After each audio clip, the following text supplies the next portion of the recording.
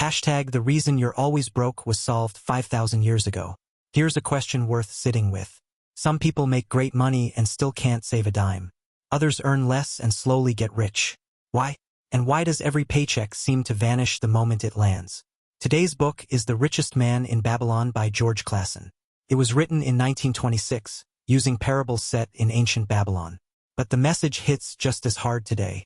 What keeps you poor isn't how little you make. It's that no one ever taught you how money actually works. Asterisk asterisk. Clason says the rules of money never change. Gravity is gravity, whether you're in Babylon 5,000 years ago or staring at your bank app right now. And once you see the rules, you can't unsee them. Let's walk through the 7 laws, plus the mindset shift that decides whether any of it actually sticks. Hashtag the secret of Arkad, pay yourself first. The book opens with a story. Arkad is the richest man in Babylon. Land, gold, the whole thing. His childhood friends are baffled. They all started with nothing. What's the trick? Arkad shrugs. No trick. Just one rule. I learned it and I never stopped. At least 1/10 of everything you earn is yours to keep. Sounds obvious. But think about it. If the money you work for leaves your hands the same day it arrives, you're not working for yourself. You're working for your landlord. For every brand you buy from. For everyone except you. That's the whole book in one line. Pay yourself first. Now, the 7 laws. Hashtag the 7 cures for a lean wallet. Hashtag 1. Start filling your wallet. Take 10% off the top. Not what's left at the end of the month, off the top. Before rent. Before groceries. Before anything. I know the reaction. There's no way. My money's already gone. Here's the trap. Your expenses will always grow to match your income, unless you fight back. Make $5,000 a month, it won't be enough. Make $10,000, still not enough. Want scale up right alongside your paycheck. New clothes, better food, bigger apartment. Same result. Empty wallet. But start with 90% and something wild happens. You live on it. Humans adapt fast. And that missing 10% quietly starts building your future. Think of your wallet like a basket. Put 10 eggs in, take 10 out every day, always empty. Take only 9 out and one day you look down. The basket is full. Hashtag 2. Control your spending. People think savers are the ones who earn more. Wrong. Savers are the ones who control what goes out. Clason tells of a craftsman who insists he can't save. Family, bills, life, it's too much. Arkad asks him, if your income dropped by 10% tomorrow, would you starve? The craftsman thinks, no, I just cut some things. Exactly. Most of what we call needs are actually wants wearing a costume. Do this once. Write down everything you want to buy. Split the list into 2, actually needed and honestly just wanted. The first list will be shockingly short. Don't confuse making your family happy with buying them everything. What makes people feel safe is stability, not a shopping spree. Hashtag 3. Make your gold multiply. This is where most people quit reading personal finance books. Don't. Saving is step 1. It's not the destination. Your real wealth isn't the money in your wallet. It's the number of streams that keep pouring money into it. You want your gold working for you. Every coin becomes a little worker, whose job is to bring back more coins. Arkad's first loan was to a shield maker. The shield maker bought materials, made shields, sold them, paid Arkad back with interest. Arkad took that interest and put it right back to work. That's compounding. Gold makes gold. Gold's children make more gold. Give it enough time and it becomes an avalanche. Hashtag 4. Protect what you have. The easiest law to nod at. The hardest to actually follow. Clason tells a brutal story. A guy finally saves some money. A friend pitches a sure thing in the jewelry business. The friend knows nothing about jewelry. They lose everything. Here's the line to remember. Your first pile of money is the most valuable money you will ever have, because it's the seed of every dollar that comes after it. Lose it and you start from zero. Again. So 4 rules. Don't invest in things you don't understand. Don't lend money to people who don't know how to use it. Don't fall for promises of huge returns. Ask people who actually know. And the sharpest line in the book. Don't take advice about jewelry from a bricklayer. Don't take advice about bricks from a jeweler. Asterisk everyone is only an expert in their own lane. Hashtag 5. Own where you live. Rent goes to your landlord's pocket forever.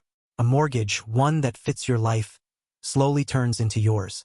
But the modern catch. Make sure your home is an asset, not an anchor. Buy something that crushes you every month, and it's not wealth. It's a very expensive cage. Hashtag 6. Build income for the future. You will not always be young. You will not always be able to work. Start when you don't need it. Set aside money that's not for now, not for next year, for a version of you decades away who can't earn like you can today. And build for the people you love. If something happens to you, what happens to them? That's not paranoia. That's responsibility. Hashtag 7. Increase your ability to earn. This is the one under all the others. Your biggest asset isn't your gold. It's you, your skills, your knowledge, your judgment. The more valuable you become, the more you earn. The more you earn, the more you save. The more you save, the more you invest. The wheel turns faster. How do you increase earning power? Never stop learning. Get so good at what you do that you become hard to replace. Do more than what's asked. Care about the work. And the mental shift. The difference between poor and rich isn't the size of the bank account. It's the way the brain works. Poor mind asks, how do I spend this? Rich mind asks, how do I make this grow? Hashtag applying it, the debt story everyone needs. The laws are simple. Most people won't use them. So Klassen drops a story to shake people awake. A camel trader named Dabasir. Deep in debt. So deep he ends up sold into slavery. And it's as a slave that he figures out the plan that saves him. He calls it the 7-2-1 plan. Every time money comes in, split it 3 ways. 10%, pay yourself. Non-negotiable. 70%, living expenses. 20%, pay down debt. I can hear the objection. 20% will never clear what I owe. The point isn't the amount. It's the system. The consistency. Dabasir gathered his creditors. No apologies. No hiding. He looked them in the eye and said, I can't pay you all at once. But every time I earn something, 20% of it comes straight to you. Split by what I owe until every last coin is paid back. At first they laughed. What good would that do? But he actually did it. Every time. Without fail. Then something shifted. Creditors watched his consistency and started trusting him. They sent him business. He didn't just clear the debt, he became wealthy. Meanwhile, that 10% he was paying himself never stopped growing in the background. That's what kept him going. He wasn't just paying off the past. He was building a future. The takeaway: debt isn't the enemy. Living without a plan is... Hashtag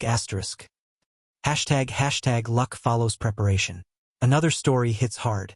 A group is arguing about luck. Someone insists, the rich just got lucky. Right place, right time. An older man cuts in, luck follows people who prepared for it. He tells of a man who'd saved money. One day he hears a farmer is selling sheep at a discount just outside the city gates. He acts, buys the flock, sells it the next day, makes a fortune. People say he got lucky. But look closer. He had savings. He was ready to move. He'd earned the right to that luck. Someone else hears the same news. No savings. Hesitates. Tries to borrow. By the time he's ready, the sheep are gone. Bad luck? Or being unprepared? Luck is preparation plus action. Save the money. Learn the skill. Stay ready. When the door opens, you walk through it. Hashtag wants are bottomless. Klassen keeps hammering one distinction. Need versus want. You need food. Not a 5-star dinner every night. You need clothes. Not a closet of luxury brands. You need shelter. Not a mansion. Most of what we call needing is really wanting. And wants are a black hole. Satisfy one. A new one appears. New phone makes you want a new laptop. New shoes make you want new clothes. There is no bottom. The discipline. Meet what you need. Control what you want. Put the rest to work. Hashtag do the work like it matters. One more story about attitude.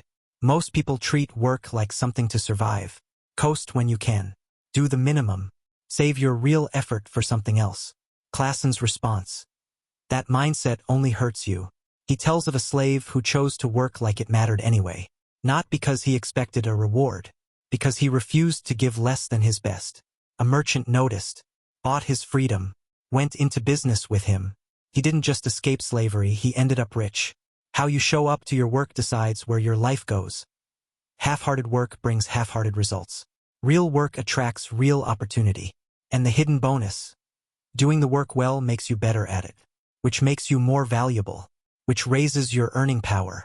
Working hard is a form of investing in yourself.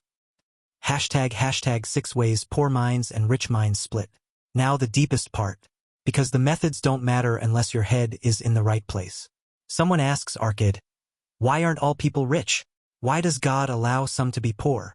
Arkad's answer is sharp. Everyone gets the same sun, the same air, the same brain. Some use those resources. Some waste them. That's where the gap comes from. Here are the 6 splits. 1. Poor minds make excuses. Rich minds make plans. ***. Poor mind. I'm from a poor family. No connections. Bad timing. All of that is outsourcing the responsibility. Rich mind. I'm broke right now. What can I do about it? What skill can I learn? How can I get money working for me? Focus on what you can control. Klassen's image. Poor thinking is a river running downhill, effortless, following every want and habit, emptying into the ocean of poverty. Rich thinking is a fish swimming upstream, harder but it reaches the source. ***. 2. Poor minds think about spending. Rich minds think about saving and investing. ***. Money hits a poor mind's account. First thought. What can I buy? Money hits a rich mind's account. First thought. How much can I keep? How much can I invest? How can this money make more money? That's not personality. It's a trained habit. Rich minds force themselves to save first until it stopped being a struggle. 3. Poor minds fear risk. Rich minds manage risk. ***. Many people won't invest because they're scared of losing money, so they stuff it under the mattress. But the biggest risk isn't investing badly. It's letting your money sit still while inflation eats it alive. Rich minds aren't fearless. They have rules. Don't put every egg in one basket. Only invest in what you understand. Ask people who know. Start small. Protect your principal above all. Risk shrinks. Returns compound. For poor minds play short. Rich minds play long. ***. Poor mind. I have money today, I spend it today. Rich mind. I skip a little today to have a lot tomorrow. Klassen's image. Poor minds plant annual crops. Quick harvest. Tiny yield. Rich minds plant fruit trees. Slow, patient, and eventually the tree drops fruit into your basket year after year without you working for it. ***. Saving and investing is planting the tree. Boring at first. Life-changing later. 5. Poor minds depend on others. Rich minds depend on themselves. ***. Poor thinking waits for the government, the boss, the market, the lucky break. Rich thinking knows. The only thing that actually changes your life is you. You can't control the economy. You can't control luck. But you can control how much you save, what you learn, where you invest. That's the game. 6.